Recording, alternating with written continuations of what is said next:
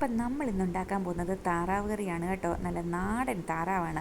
അപ്പോഴത്തേക്ക് ദേ തവ ചൂടായി വന്നപ്പോൾ എണ്ണയൊഴിച്ച് കടുക് പൊട്ടിച്ചു, വെളുത്തുള്ളി, ഇഞ്ചി, ചെറിയ ഉള്ളി കട്ട് ചെയ്തത് ചേർത്ത് കൊടുത്ത് വഴറ്റാൻ വെച്ചു.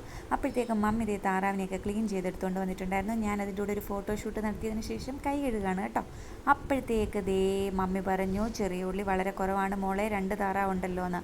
അങ്ങനെ ഞാൻ എന്ത് ചെയ്തു, തിന്നായിട്ട് സവോള കട്ട് ചെയ്തതോടെ ചേർത്ത് നല്ലതുപോലെ വഴറ്റിയെടുത്തു. ബിക്കോസ് നമ്മളുടെ ചെറിയ ഉള്ളി ഒരു ഹാഫ് വഴറ്റി നമ്മൾ എടുത്തായിരുന്നു. അപ്പോഴത്തേക്ക് പിന്നെ നമ്മൾ സവോളയും കൂടെ ചേർത്ത് കൊടുക്കാണ്ട് ഇടയ്ക്ക് വെച്ച്. അതുകൊണ്ട് രണ്ടും കൂടെ ബാലൻസായി വരണമെങ്കിൽ നമ്മൾ തിന്നായിട്ട് ഇതിനെ സവോളയുള്ളി ചേർത്ത് കൊടുത്തു. അതിനെ നല്ല ഒരു ഗോൾഡൻ ബ്രൗൺ ആക്കി എടുത്തിട്ടുണ്ട്. അതിൻ്റെ കൂടെ നമ്മൾ ഉപ്പ്, മഞ്ഞൾപ്പൊടി, ഗരം മസാല, കുരുമുളക് പൊടി, മല്ലിപ്പൊടി, കാശ്മീരി ചില്ലി, ചിക്കൻ മസാല ഈസ്റ്റേൻ്റെയാണ് കേട്ടോ ചേർത്ത് കൊടുത്തത്. അതാണ് കേട്ടോ എനിക്കിഷ്ടം. അപ്പോൾ അതെല്ലാം കൂടെ ചേർത്ത് അതവിടെ കരിയാതെ തന്നെ ഞാൻ ഇളക്കി കൊടുത്തുകൊണ്ടിരുന്നു. ആ സമയത്ത് മമ്മി ഇതേ താറാവിനെ ഓപ്പണാക്കി കട്ട് ചെയ്തുകൊണ്ടിരിക്കുകയാണ്.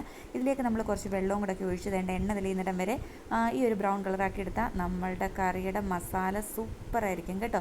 അപ്പോഴത്തേക്ക് ഇതേ ഞാൻ ചോദിക്കുകയാണ്, ഇതിൻ്റെ 2 താറാവ് ഉണ്ടായിരുന്നല്ലോ, പാർട്സൊക്കെ എവിടെയെന്ന്. അപ്പോൾ മമ്മിയെല്ലാം എന്നെ കാണിച്ചു തരികയാണ് കേട്ടോ. അപ്പോൾ നമ്മൾ ഇത്രയും കൂടെ ഒന്നും കറി വെക്കുന്നില്ല, 2 താറാവ് ഉണ്ടല്ലോ. അപ്പോൾ കുറച്ച് നമ്മൾ ഫ്രിഡ്ജിലാക്കുകയാണ്. നാളെ നമ്മളിതിനെ ഒന്ന് ഉപ്പി പറ്റിച്ചിട്ട് ഒന്ന് ഫ്രൈ ആക്കി കുറച്ച് ഉള്ളിയൊക്കെ ഇട്ട് എടുത്താൽ അടിപൊളിയായിരിക്കും. അപ്പോൾ നമ്മൾ കുറച്ച് താറാവ് കറി ഇന്നുണ്ടാക്കുന്നു, ബാക്കി നാളെ ഉണ്ടാക്കുന്നു. അങ്ങനെ കുറച്ച് നമ്മൾ ഫ്രിഡ്ജിലേക്ക് കയറ്റിയിട്ടുണ്ട് കേട്ടോ.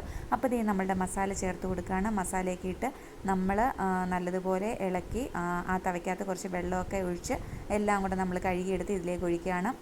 എന്നിട്ട് എന്താണ്, നമ്മൾ കുക്കറിൽ അടച്ചു വെച്ച് കൊടുത്തു. ഒരു വിസിലേ കേട്ടുള്ളൂ കേട്ടോ.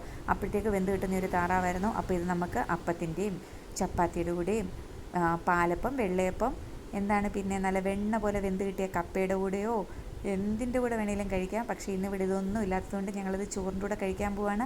അപ്പോൾ എല്ലാവരും തീർച്ചയായിട്ടും ട്രൈ ചെയ്ത് നോക്കണം. എല്ലാണെങ്കിലും നല്ല ടേസ്റ്റാണ് കേട്ടോ താറാവ് കറി.